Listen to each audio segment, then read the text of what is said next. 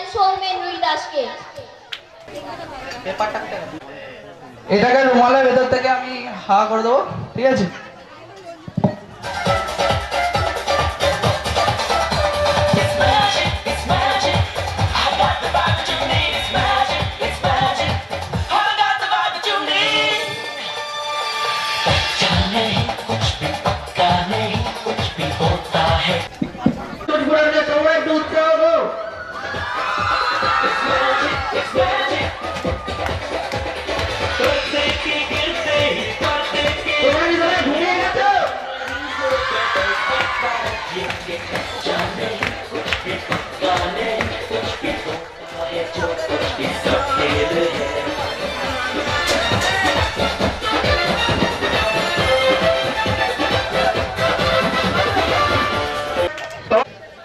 কবিতার অ্যাকোরিয়ামে ডুবে আজ শূন্যতা, রচনা করে যাব অসমাপ্ত এক নিশিকাব্য। যেখানে স্থান পাবে সাদা কালো স্বপ্ন, হঠাৎ ঘুম ভাঙা মাঝরাতে জেগে দেখা জোনাকির এক রাস ভালোবাসা।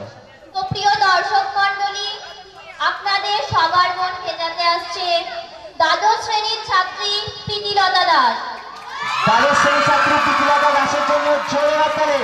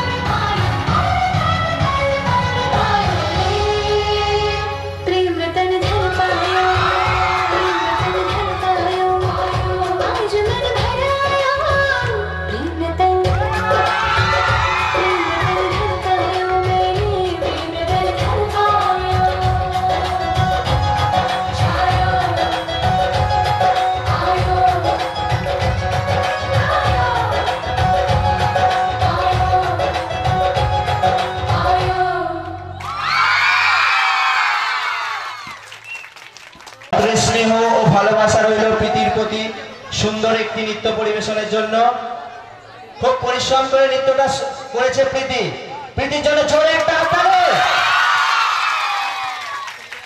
আর কত জোর তোমরা চেঁচানোটা তোমাদের পাঠাতে পারে না দেখে নেই। খুব সুন্দর। দুই আনন্দ সব দুঃখই হয়।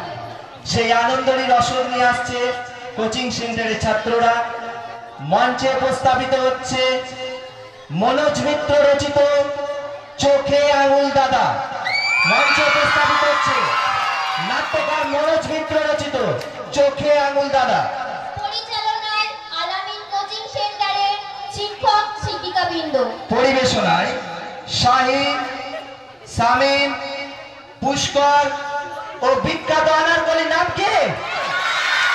রাজা মঞ্চে ডেকে নিচ্ছে। কথা ছিল শ্রী চোখে আঙুল দাদা, খুবই দুঃখিত আমি এটা বলতে যে আমাদের এই নাটকের নায়ক শ্রী চোখে আঙুল দাদা হঠাৎ করে ঝিনঝিন রোগে আক্রান্ত হয়ে প্রচন্ড ভাবে ঝিনঝিন করতে করতে পরলোক গমন করেছেন।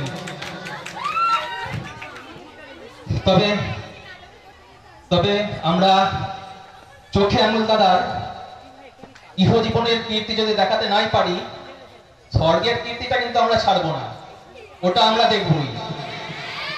ঠিক আছে, তাহলে আপনারা ধৈর্য ধরে বসুন, দেখুন তাহলে আমাদের শ্রী চোখে আঙুল দাদা স্বর্গে গিয়ে কি কীর্তি করেন।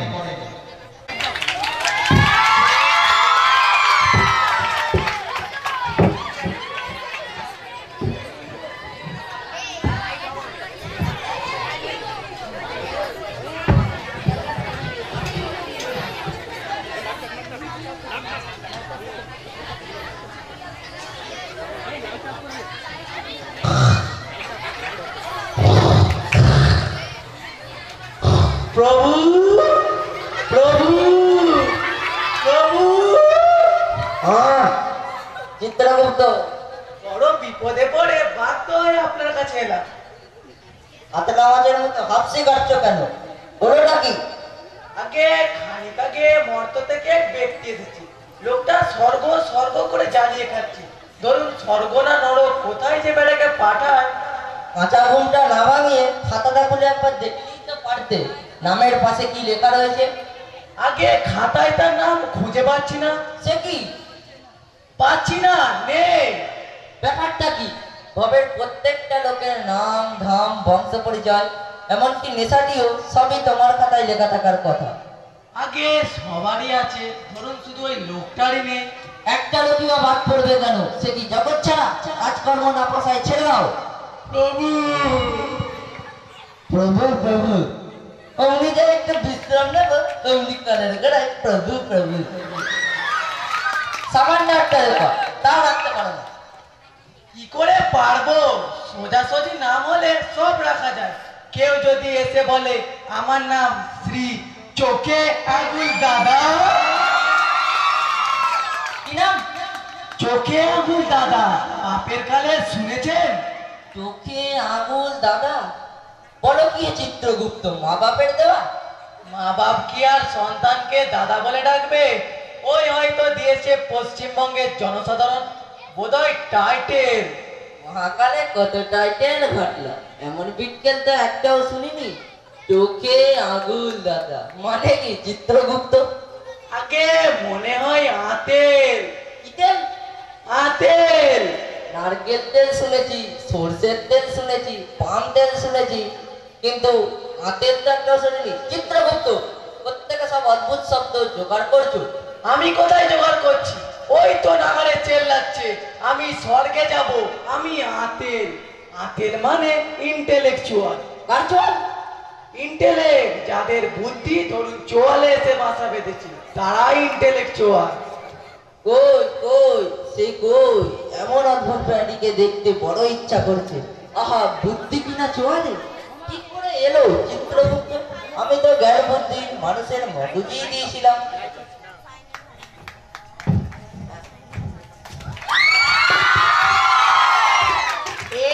শোনো, এই ননসেন্স শোনো। প্রভু এই যে সে মাল। অসভ্য পাঁচি, আমায় বসিয়ে রেখে গুলতানি করছো। ননসেন্স, বলি আমার স্বর্গের দরজাটা কে খুলে দেবে? আমার বড় কৌতূহল হচ্ছে, এমন অদ্ভুত টাইটেলটা বাগালে কি করে? লোকের চোখে আগুল দিয়ে দাদার মতো ভুল ধরিয়ে দিই, তাই আমি শ্রী চোখে আগুল দাদা। কোনোদিন শুনিনি পরের ভুল ধরিয়ে দেওয়াটা কারোর কর্ম। আমার পাশটিতে বসো বাবা। পিতের হাতের আমাদের আবার হয়েছে কি বাবা হাতের? তোমার রেকর্ড পত্র সবই দূরে খেয়ে নিয়েছে। তা ভালো করে না জেনে তো স্বর্গের দরজা খোলা যাচ্ছে না। না বলে চটপট লিখে নাও। বলো তো বাবা, তুমি ভোরবেলা উঠে কি করতে? ভোর? ভোর কি বলো তো? কাকে বলে ভোর? দেখতে কেমন ভোর? ভোরের সংজ্ঞাটা কি? মরণ। প্রভুর অত বড় সমুদ্রটা রোজ উঠছে, তুমি কোনোদিন সূর্যোদয় দেখোনি? আমরা চোখে আঙুল দাদারা বেলা 10টার আগে বিছানা ছাড়ি না। তা বেলা 10টায় উঠে তারপর তুমি কি করতে বাবা হাতের? প্রথমে চা খেতুম, ডিমের পোচ খেতুম, আবার চা খেতুম, হালুয়া খেতুম, আবার চা খেতুম, বিড়ি ধরাতুম, আবার চা খেতুম।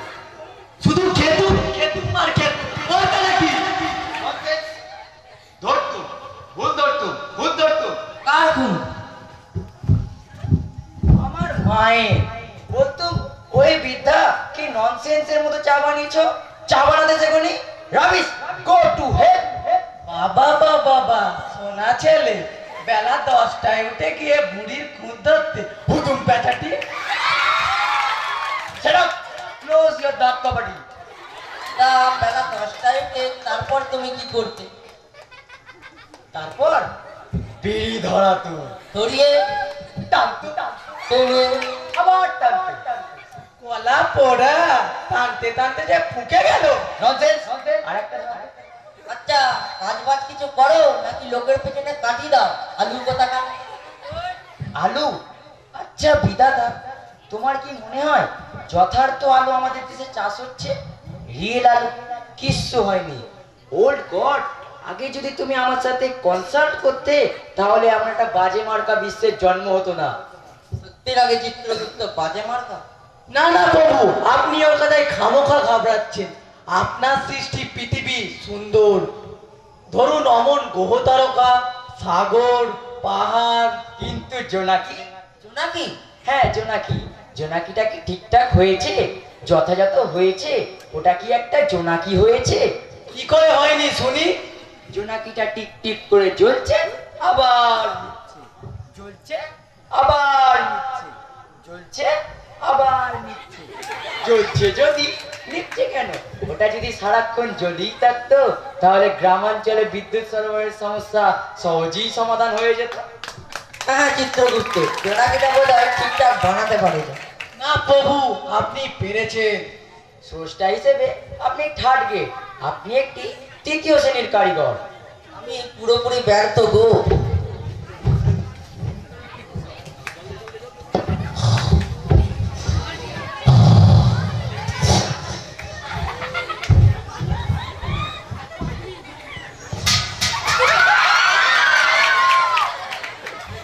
ও ভগবান, অনন্ত শক্তি দাদা, বেটা চোখে আঙুল দাদা তাকেও টলিয়ে দিল।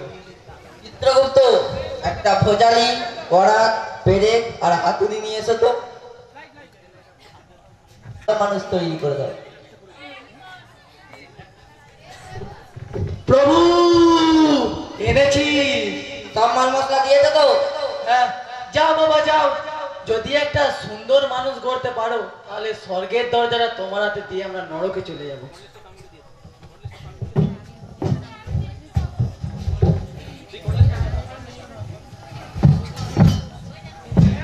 তবে দেখো, দেখবে শেখো ননসেন্স মানুষ কিভাবে করতে হয়।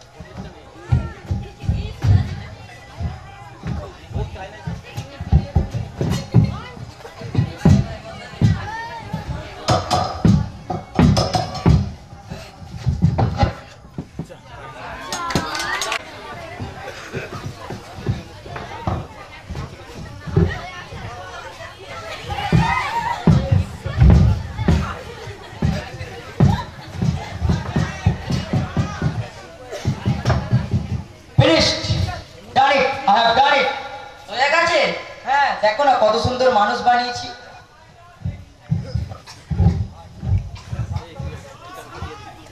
কত বড় পেট, দেখে একদম গলা অব্দি। ননসেন্স! বোঝাচ্ছ কেন? কাঁচা আছে, ফেটে যাবে না? তাহলে আমি তোমার সৃষ্টিতে প্রাণদান করি, নিশ্চয়ই করবো।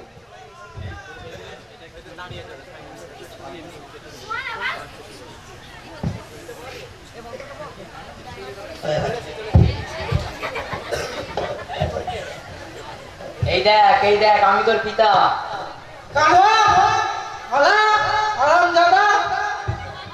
একই ননসেন্স, পিতাকে গাধা বলছিস? বেটা গাধা, হাতের জায়গায় পা বসিয়েছিস, চোখের উপরে নাই কুণ্ডলী, গাধা বলবো না তো কি বলবো?